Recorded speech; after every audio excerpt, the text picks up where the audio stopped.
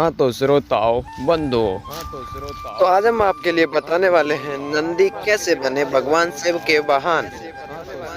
तो सुनो, पुराणों के अनुसार नंदी असल में सिलाद ऋषि के पुत्र थे और सिलाद ऋषि थे ब्रह्मचारी। दरअसल हुआ यूं कि ब्रह्मचारी व्रत का पालन करते करते सिलाद ऋषि के मन में एक भय बैठ गया। भय था कि बिना संतान उनकी मृत्यु के बाद उनका वंश समाप्त हो जाएगा। इसलिए उन्होंने अपने वंश को आगे बढ़ाने के लिए एक बच्चा गोद ले लिया। गोद लेने का मन में बनाया पहले तो, फिर ऋषि सिलाद ने बना लिया। लेकिन दुविधा यह थी कि ऋषि को ऐसे बालक को गोद लेना था जिस पर भगवान शिव की असीम कृपा हो। अब ऐसा बालक ढूंढने से भी मिलना मुश्किल था, तो ऋषि भगवान की घोर तपस्या करने लगे। भगवान की घोर तपस्या करने में लीन हो गए।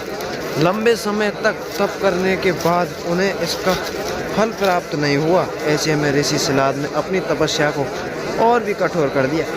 काफ़ी समय के कठोर तप के बाद आखिर भगवान शिव प्रसन्न हुए और उन्होंने ऋषि सिलाद को दर्शन दिए।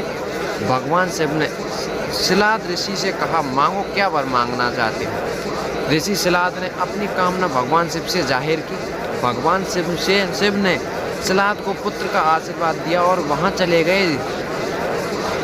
से चले गए। अगले ही दिन जब ऋषि सिलाद पास के खेत से गुजर रहे थे तो उन्हें वहाँ एक नवजात बच्चा मिला। बच्चे का मुख बेहद ही मनमोहक और लुभावक था। ऋषि बच्चे को देखकर बहुत खुश हुए और यह सोचकर इधर उधर देखने लगे कि इतने प्यारे बच्चे को इस हाल में यहाँ कौन छोड़कर चला गया। तभी भगवान शिव की आवाज़ आई और उन्होंने सिलाद ऋषि को, यह तुम्हारा पुत्र है। अब तो सिलाद ऋषि की प्रसन्नता का कोई ठिकाना ही नहीं था। वह उसे अपने साथ अपने घर ले आए और उसका लालन पालन करने लगे। देखते ही देखते नंदी बड़ा हो गया। एक दिन ऋषि सिलाद के घर दो सन्यासी आए और ऋषि सिलाद की आज्ञा से नंदी ने दोनों सन्यासियों को आदर सत्कार किया, उन्हें भोजन कराया। ऋषि सिलाद के घर मिले इस सेवा भाव से दोनों सन्यासी अत्यधिक प्रसन्न हुए। उन्होंने ऋषि सिलाद को दीर्घ आयु का आशीर्वाद दिया। लेकिन नंदी, जिसने उनकी इतनी मन से सेवा की थी, उसके लिए एक शब्द भी नहीं कहा।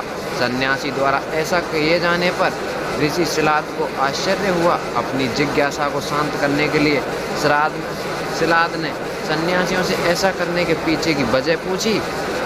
तब सन्यासियों ने बताया कि आपके पुत्र, इसकी आयु बहुत कम है, इसलिए हमने इसे कोई आशीर्वाद नहीं दिया। नंदी ने सन्यासियों की बात सुन ली। नंदी ने अपने पिता से कहा, आपने मुझे स्वयं भगवान शिव के आशीर्वाद से पाया है, तो मेरे जीवन की रक्षा भी भगवान शिव ही करेंगे।